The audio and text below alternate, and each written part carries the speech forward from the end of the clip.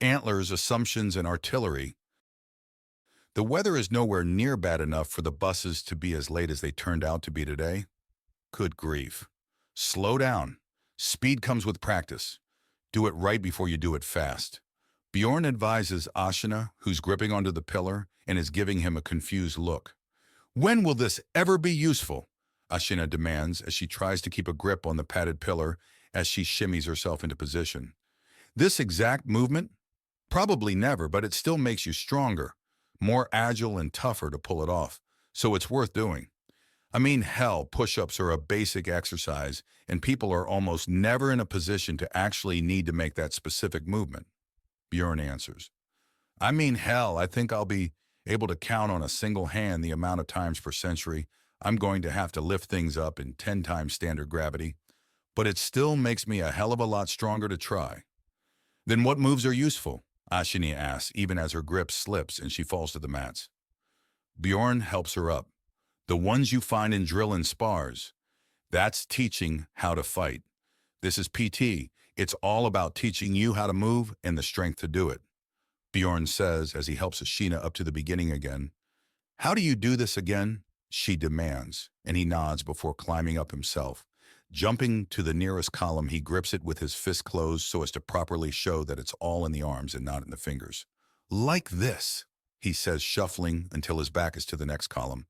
He then reaches out with a leg and starts pushing against it, and then shifts until he's bracing against both with his feet. He then grabs the new one and slowly shimmies again, repeating the process of shimmy, brace, grab, and shimmy again until he reaches the other side. Like that, lots of upper body work. Yes, because you need upper body work. To be fair, I have more in my left arm than you have in your entire body, Bjorn replies as he flexes the arm in question. Although, to be fair, since both of you use axiom to so much as breathe, I've probably got enough for both of you in here. Mangowa finishes her run on that obstacle, and she glares at him. He smirks in response, and her tail twitches a bit. All right, big man. You and me, a race. To what? Bjorn asks before thinking. Not to mention, I don't think that we can do a proper, full-on race with axiom and all without potentially breaking the room here or accidentally teleporting out. What? Think you'll lose? Ashina taunts, on her mom's side over his, despite the argument they were having with each other. I think we'll break our toys unless we have some rules. Bjorn notes. Actually, I think you should wrap it up. Someone's arrived several days earlier than expected, and that means your first proper assignment is going to be a little early, Specialist Bright Eyes. Admiral Crosswind suddenly buzzes into the room and there's a pause. So I have my first class? Mangowa asks. Student, we're starting you off easy. You will be dealing with one Jacob Schricktalon, a Valran recruit who came to us with his own massive stash of weapons, ships, and vehicles. Crazy bastard was blitzing an enemy position solo and had a decent plan. Not a complete one, though. So think of it as a final polish and the breaking of a few bad habits, Admiral Crosswind says over the speakers. Oh? Is there a reason he's early? He's upgraded the engine on his ship and the report got lost, so the time calculations were off. Admiral Crosswind states, and Mangowa nods.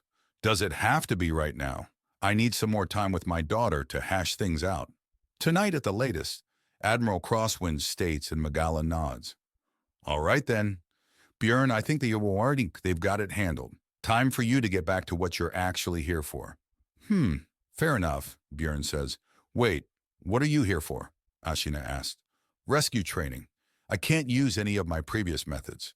I've been prepared for this for a while, Bjorn says as he waves at both mother and daughter while he leaves. A moment passes and Mangowa turns to her daughter. Want to watch what kind of crazy he's going to get up to? Sweet goddess, yes, Ashina answers happily. Bjorn stares down the arcology he started out of. They were making things harder with just a few simple changes. No scouting, no knowledge of enemy locations, and only a single weak tracking signal. He holds up his communicator and it only gives him a vague direction of up and a sign that there were no other signals.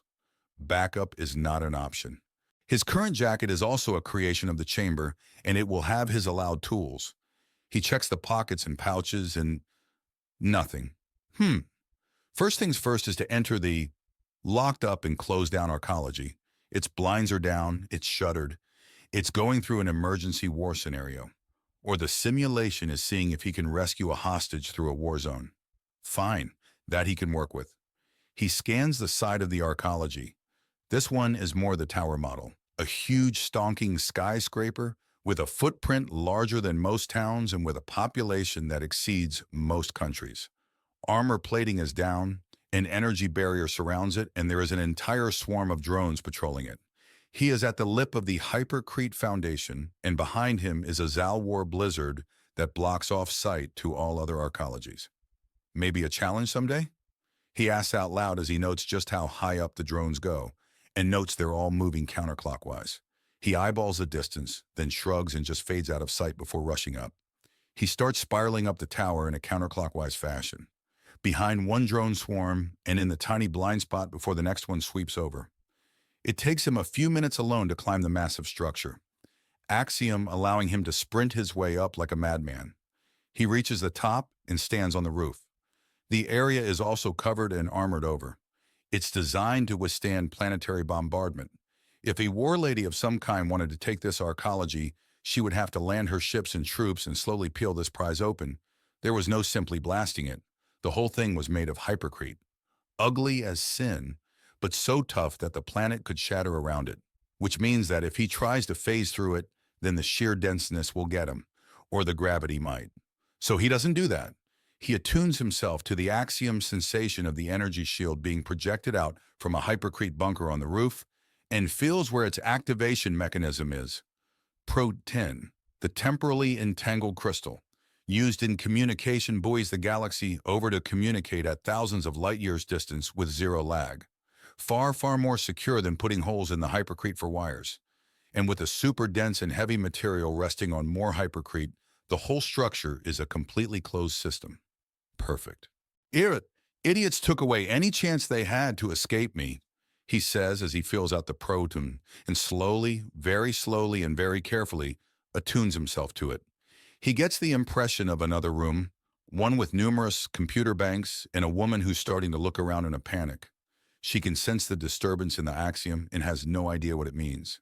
As she starts to reach for a device, he shifts where he is and suddenly is right behind her, and his hand clamps over the top of her head, and she slumps like a puppet when he puts through a knockout effect. He rolls the chair away a bit and starts to check through the system. He smirks. She was in charge of basic security, not the drones though. A few different adjustments to the cameras, and he finds several different levels that have armed security guarding them. The holographic Holly could be in any of them. He pulls out the communicator and the signal is stronger, but still not very accurate. He's above her, but this is the third to top floor. Not much of a help in a building with 1,000 of the damn things. There is an upside, though, an easy way to thin things down as he rolls the girl back into place and walks out even as his visible profile fades away to nothingness. Invisible and with the run of the building. There are stairwells, but the sheer construction of the building meant that it needed a counterweight against winds and tectonic shifts. Zalwar isn't as exciting as a planet like Earth in that regard, but it still has plenty of attitude on the Richter scale. So there is a massive central counterweight dangling in the building, and to accommodate a huge empty space on the inside. For a building this ridiculously heavy and big, it needed an equally absurd counterweight, which means that in just a minute, Bjorn is looking out to see the huge chunk of metal just swinging. It's been painted all sorts of colors over the years. Several automated drones are cleaning graffiti off even now. He jumps out into the void and pushes against the side of the counterweight to redirect his fall. He's about 50 floors down and, communicator says further down. Another jump and another check has her still down still. Another 3 and she's finally above him. So he takes the stairs up and checks again. No good, so he repeats the process and he's at the proper height. But there is still lots of interference. But there are no guards on this level. He starts looking around until his search turns up a small room where Holly's effects are in an unsecured tritite box, including the bits of jewelry that the trackers were hidden in. He pockets it all and starts thinking a bit. 1,000 floors and he's looking for one person, and each floor can easily house 10,000 people if it's pure residential. More if they pack in slum style. Less for places with shops and other necessities. It's still one person among 10 million, And no, he can't just level the whole place and dig her out of the rubble. Fuck it, time to get scary, he says to himself before leaving the room, still invisible, and then uses the central counterweight to bounce off of as he climbs all the way back up and heads back to the security office just in time for Miss Sleepy to start stirring. Her eyes open, and the first thing she sees is his hand grabbing her around the mouth and dragging her back. Hey, little girl, I'm looking for a friend of mine, and I'm willing to put some structurally unsound holes in the arcology and the people between me and her. So how about we start talking about how I can minimize damage to the things you like? Her eyes are wide as he lifts her out of the chair with one hand. Hold up your left hand if you want to talk, the right as if you refuse.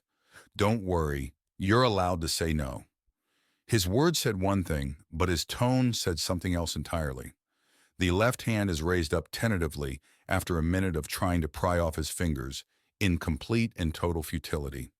Even when she pumps Axiom through herself, she fails to so much as budge his grip. He smiles at her in response and nods. Thank you. Now I'm looking for a Carib. Gray fur and brown hair, long fur, bulky frame, answers to Holly Clatterhooves. Thumbs up if you know who I'm talking about, thumbs down if not. He gets a thumbs up. Fantastic. Do you know what floor she's on? He asks and receives another thumbs up. Give the numbers on your fingers. She then holds up 4 fingers, then 8, then 3. 483? He asks and gets a thumbs up. Great, thank you. I trust as a smart girl you understand that if I'm given reason to come back here in a bad mood, it won't end well, right? There's a thumbs up in response. Perfect. Just sit down and play stupid about me. Then I'll be out of your life and you'll never have to worry about the big scary man again. He says, putting her down and letting go. A bit of Axiom and the forming bruises around her face start fading, and she stares at him as he ruffles her hair and then leaves the room while fading out of sight.